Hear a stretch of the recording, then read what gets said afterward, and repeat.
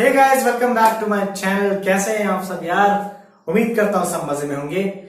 Electricity के एक और वीडियो में आपका बहुत बहुत स्वागत है। आज हम लोग स्टार्ट करेंगे और जानेंगे रेजिस्टेंस के बारे में। बहुत सुनते आ रहे हैं आप पिछले 2-3 लेक्चर से रेजिस्टेंस आखिरकार ये चीज होती क्या है, ये इसके बारे में आज हम लोग जानने वाले हैं। तो बने रहिएगा, वीडियो अंत तक देखिएगा और प्लीज सब्सक्राइब कर दीजिएगा अगर आप इस चैनल पर नए हैं। तो आइए शुरू करते हैं। तो जरा रेजिस्टेंस क्या होता है, जरा इसके बारे में बात करते हैं। तो असल में करंट जब फ्लो हो रहा होता है ना वायर में, तो करंट को रोकने का काम रेजिस्टेंस करता है। क्या करता है? रोकने का काम। करंट के फ्लो को रोकने का काम रेजिस्टेंस करता है। ठीक है, तो रेजिस्टेंस वो चीज होती है जो करंट के फ्लो में रुकावट पैदा करती है। तो मेरी लैंग्वेज में रेजिस्टेंस का सिंपल मतलब हो गया रुकावट। ठीक है, तो क्या होता है रेजिस्टेंस? रेजिस्टेंस इज जस्ट जो फ्लो ऑफ करंट को अपोज करे, उसे हम लोग रेजिस्टेंस कहते हैं। Is it clear? Ohm's law मैंने आपको पढ़ाया था, याद होगा। अगर आपने ओम्स लॉ का वीडियो नहीं देखा तो डिस्क्रिप्शन में लिंक दिया है, आप जाकर देख सकते हैं। ओम्स लॉ मैंने आपको पढ़ाया था, उसमें वहां पे लिखा हुआ था that V is directly proportional to I, therefore V is equals to IR। यहां पे R जो था उसे हम लोग रेजिस्टेंस कहते हैं। अब अगर मैं यहां से रेजिस्टेंस का फॉर्मूला निकालना चाहूं तो रेजिस्टेंस का फॉर्मूला हो जाएगा R is equals to V by I।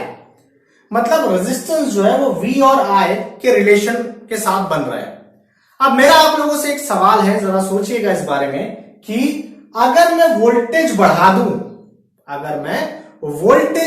दूं या करंट कम कर दूं तो क्या रेजिस्टेंस चेंज हो जाएगा?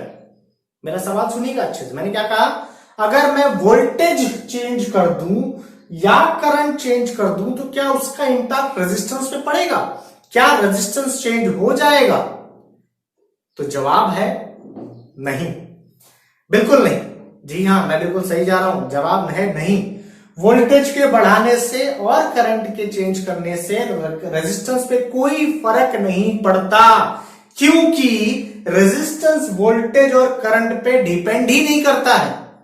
मैं बिल्कुल सही जा रहा हूं, नोट करिए अगर आप ये बात पहली बार सुन रहे हैं तो, कि रेजिस्टेंस वोल्टेज पे और करंट पे डिपेंड नहीं करता। वोल्टेज के बढ़ाने से, करंट के कम कर देने से या बढ़ाने से रेजिस्टेंस पे कोई फर्क नहीं पड़ता। तो फिर सवाल है, ऐसा कौन सा फैक्टर है जिसपे रेजिस्टेंस डिपेंड करता है? इसका मतलब अगर मुझे रेजिस्टेंस को चेंज करना है तो क्या चेंज करना पड़ेगा? इस बारे में हम लोग आगे के टॉपिक में देखते हैं। Factor affecting the resistance. Resistance किन फैक्टरों से चेंज हो सकता है?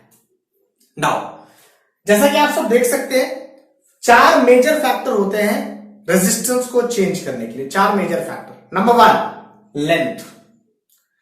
अगर एक वायर का, एक रेजिस्टेंस का लेंथ आप बढ़ा दें, एक वायर का लेंथ आप बढ़ा दीजिए, अगर लेंथ बढ़ा देते हैं तो रेजिस्टेंस बढ़ जाएगा। लेंथ को 1 गुना बढ़ा दिया तो रेजिस्टेंस 1 गुना से बढ़ जाएगा। 2 गुना कर दिया तो डबल हो जाएगा, 3 गुना किया तो ट्रिपल हो जाएगा। तो यानी लेंथ बढ़ाने से रेजिस्टेंस बढ़ेगा, लेंथ घटाने से रेजिस्टेंस घटेगा। लेंथ के बढ़ाने से रेजिस्टेंस बढ़ेगा, लेंथ के घटाने से रेजिस्टेंस बढ़ेगा, घटेगा। इसका मतलब resistance depends on length. Point 1। Point 2, resistance जो है वो एरिया पे भी डिपेंड करता है, लेकिन कैसे? इनवर्सली। एरिया के बढ़ाने से यानी मोटाई बढ़ाने से, वायर की मोटाई बढ़ाने से रेजिस्टेंस कम होगा। लेंथ के साथ रिलेशन कैसा था? ये बढ़ाने से ये भी बढ़ रहा था, लेकिन ये रिलेशन कैसा है? एक को बढ़ाने से दूसरा कम हो रहा है, मतलब इनवर्सली रिलेशन है, उल्टा रिलेशन है। तो resistance, area of the wire अगर बढ़ता है तो करंट रेजिस्टेंस जो है वो कम हो जाता है, या एरिया ऑफ द वायर घटेगा तो रेजिस्टेंस बढ़ेगा, यानी उल्टा रिलेशन। लेंथ के साथ डायरेक्टली प्रोपोर्शनल, एरिया के साथ इनवर्सली प्रोपोर्शनल। तो ये 2 मेजर फैक्टर है जिससे आप रेजिस्टेंस को चेंज कर सकते हैं। अगर आपको रेजिस्टेंस चेंज करना है तो लेंथ चेंज कर दीजिए, नहीं तो area of the wire change कर दीजिए, नहीं तो तीसरा चीज, टेम्परेचर ऑफ द सिस्टम। अगर आप टेम्परेचर में चेंज लाते हैं तो भी रेजिस्टेंस चेंज होता है, क्योंकि रेजिस्टेंस टेम्परेचर पे भी डिपेंड करता है। जी हां, तीसरा component which is responsible for resistance increment और डिक्रीमेंट, दैट इज टेम्परेचर। तो रेजिस्टेंस कंपोनेंट पे भी डिपेंड करता है, दैट इज टेम्परेचर। और चौथा कंपोनेंट भी है जिसे हम लोग कहते हैं मटेरियल। वो वायर किस मटेरियल से बना है, वो रेजिस्टेंस, वो वायर किस मटेरियल से बना है, ये बात भी डिसाइड करेगा कि रेजिस्टेंस बढ़ेगा या कम होगा। तो 4 major factor, length, area, temperature and material made up of, किस मटेरियल से वायर बना हुआ है उस पर डिपेंड करेगा कि रेजिस्टेंस बढ़ेगा या कम होगा। तो 4 मेजर फैक्टर है। अब आप खुद सोच के देखिए कि ये कैसे रेजिस्टेंस कैसे कम हो रहा है, बढ़ रहा है। तो एक इमेजिन करिए, एक बस को इमेजिन करिए, इमेजिन अ बस। अब उस बस में क्या हुआ, बहुत क्राउडेड भीड़ है, आपको बस के एक गेट से एंटर करना है, बस के दूसरे गेट से बाहर जाना है। तो जब आप एक गेट से एंटर करेंगे, दूसरे गेट से बाहर जाएंगे और बस भरी हुई है, तो आपको थोड़ा सा धक्का मुक्की झेलना पड़ेगा। दैट इज व्हाट, करंट को भी ऐसे ही फील होता है जब वो एक पॉइंट से दूसरे पॉइंट जाता है। तो जो धक्का मुक्की आप झेलेंगे, उस धक्का मुक्की को ही रेजिस्टेंस कहते हैं। अब इमेजिन करिए उस बस की लंबाई में और ज्यादा कर दूं, और ज्यादा कर दूं, भीड़ और बढ़ी हुई, भीड़ बढ़ी हुई है, भीड़ बढ़ी है और उसको और लंबा कर दूं, तो क्या हो जाएगा, आपको और ज्यादा धक्का मुक्की झेलना पड़ेगा, यानी रेजिस्टेंस और बढ़ जाएगा। इसलिए लेंथ को बढ़ाने से रेजिस्टेंस बढ़ जाता है, क्योंकि लेंथ बढ़ा दिया तो धक्का मुक्की और दूर तक झेलना पड़ेगा, मतलब और रेजिस्टेंस ज्यादा झेलना पड़ेगा। ठीक है। अगर उस बस को मैं मोटा कर दूं, अगर उस बस को मैं मोटा कर दूं तो क्या हो जाएगा, स्पेस बन जाएगी, है ना। मैंने लंबाई बढ़ा दी, लेकिन अगर मैं मोटा कर दूं तो स्पेस बन जाएगी, और स्पेस बन जाएगी तो रेजिस्टेंस यानी धक्का मुक्की कम झेलना पड़ेगा। तो यही चीज होता है कि लेंथ के साथ डायरेक्टली प्रोपोर्शनल, मतलब लेंथ बढ़ाने से रेजिस्टेंस बढ़ जाएगा, लेंथ कम करने से रेजिस्टेंस कम हो जाएगा। एरिया के साथ उल्टा रिलेशन होता है, एरिया बढ़ाने से रेजिस्टेंस कम होगा, एरिया कम करने से रेजिस्टेंस बढ़ेगा। ये बात का ध्यान देना है आपको।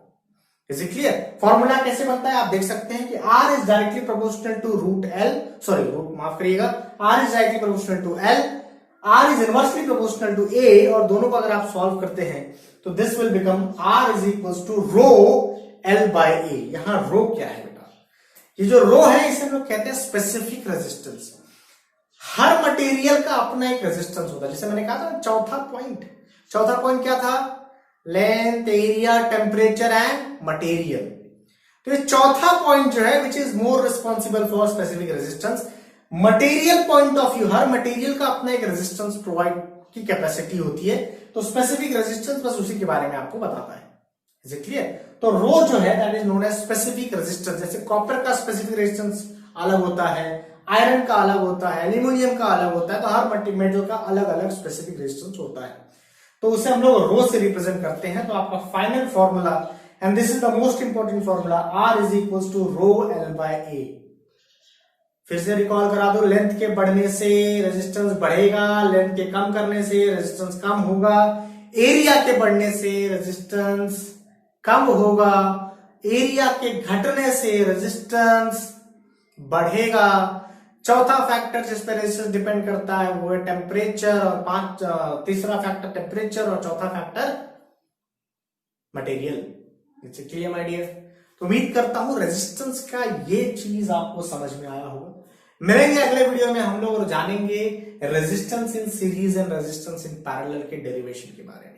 तो उम्मीद करता हूं कि आपको रेजिस्टेंस क्या है ये समझ में आया होगा, रेजिस्टेंस किन फैक्टर्स पे डिपेंड करता है ये भी समझ में आया होगा। चैनल के साथ बने रहिएगा, सब्सक्राइब कर लीजिए अगर आपने सब्सक्राइब नहीं किया, और अपने दोस्तों को जरूर शेयर करिए।